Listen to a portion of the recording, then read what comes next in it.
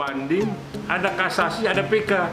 Nah, ini yang kita mesti masyarakat ya yang pencari keadilan mesti mengantisipasi juga seperti apa ini nanti perjalanan di akhir.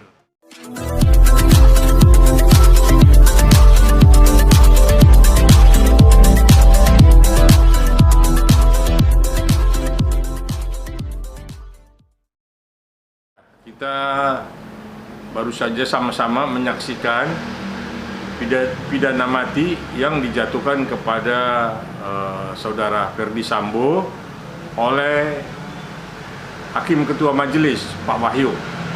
Jadi ini beliau dengan anggota majelis cukup memberikan rasa keadilan kepada masyarakat ketimbang dari tuntutan jaksa yang seumur hidup. Nah, dengan putusan mati ini maka terjawablah bahwa tidak ada spekulasi, ya, tidak ada spekulasi yang awal kemarin itu sempat rame sampai Pak Menko Polhukam juga komen ya kalau ada gerakan-gerakan di bawah tanah. Terlepas daripada motivasi pembunuhan ini apa, tetapi yang jelas memenuhi unsur pasal 340 dan 338. Artinya pembunuhan yang direncanakan. Jadi kita apresiasi majelis hakim yang dipimpin oleh Ketua Majelis Pak Wahyu. Bang, menurut Abang, apakah hukuman yang diberikan kepada Ferdy Sambo ini sudah pas atau belum, Bang? Ya, jadi saya pikir memang itulah hukuman yang sebenarnya ya. Satu, dia ketika diperiksa pun di pengadilan itu memberikan keterangan yang berbelit-belit ya, dan seperti tidak ada rasa penyesalannya. Terus yang kedua, Ferdy Sambo ini di dalam putusan itu yang meringankan biasa disebut, ini tidak ada yang meringankan untuk Ferdy Sambo. Maka hakim memutus dengan pasal 340 KUHP dan 338, artinya dengan hukuman mati. Itulah yang tadi saya dengar Ketua Majelis Pak Wahyu yang memberatkan itu berbelit-belit, yang meringankan itu tidak ada sama sekali. Jadi seperti tidak ada penyesalan pada Ferdy Sambo untuk dia diberikan hukuman yang ringan. Maka dia diberikan hukuman yang maksimal, yaitu hukuman mati.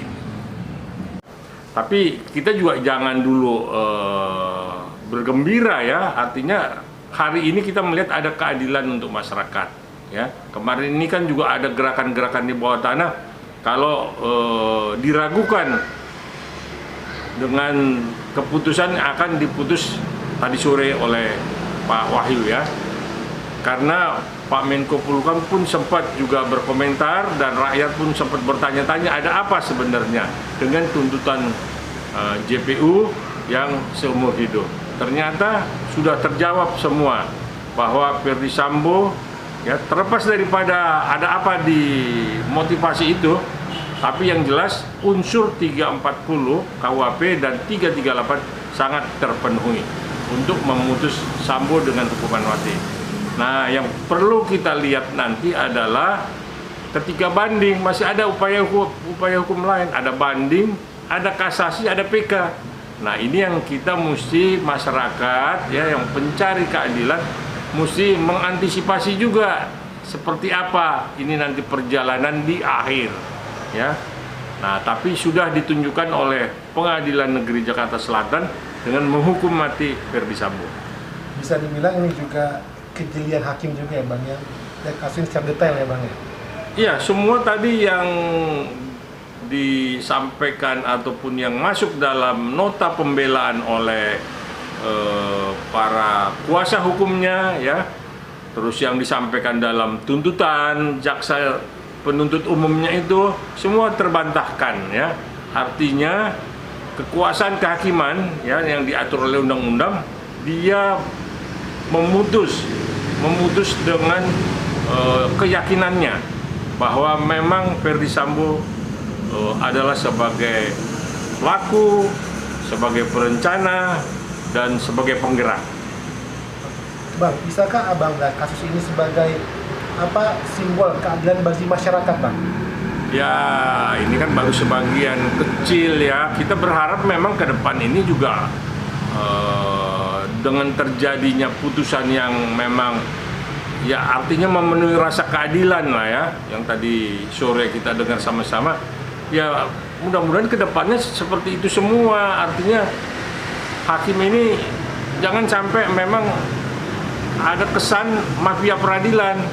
Nah kalau di sini kan jelas tidak ada jual beli pasal ya. Nah inilah yang memang ke depan ini reformasi hukum itu benar-benar untuk keadilan untuk seluruhnya. Artinya tidak hanya orang-orang besar yang menerima keadilan, rakyat kecil pun harus menerima keadilan. Jadi keadilan itu mesti dirasakan oleh rakyat kecil. Nah, kita berharap juga putusan-putusan hukum yang akan datang itu benar-benar profesional gitu. Tidak ada kesan dengan mafia peradilan ada jual beli pasal. Ini yang selama ini masyarakat selalu pesimis. Karena ada cerita kalau kita kehilangan ayam, maka jangan sampai kita perkarakan akhirnya sapi kita terjual. Nah, inilah yang memang masyarakat sebenarnya malas berurusan dengan hukum. Nah, tapi kalau kita lihat tadi terobosan yang luar biasa dengan memvonis mati Ferdy Sambo, ya saya pikir ini awal dari penegakan hukum untuk masyarakat kecil, khususnya keluarga Joshua ya. Bang, ini sekarang sedang dilaksanakan untuk PC sendiri, Bang. Abang mereka seperti apa nih, Bang? Apakah akan sama seperti Sambo akan lebih ringan? Jadi saya pikir ya dengan JPU menuntut Sambo seumur hidup, lalu ketua majelis dengan anggota majelis mengambil keputusan yang benar-benar bersih ya, kalau saya lihat bersih ya. Mudah-mudahan juga dalam putusan PC malam ini juga akan seperti itu. Artinya akan melebihi dari tuntutan jaksa. Karena semua berawal dari sumbernya ini adalah PC. Nah, kalau PC dituntut 8 tahun, seperti kemarin itu, sedangkan Eliezer 12 tahun. Nah, ini mungkin nanti PC kita harap juga bisa lebih dari itu, mungkin 2 kali tuntutan jaksa, ya.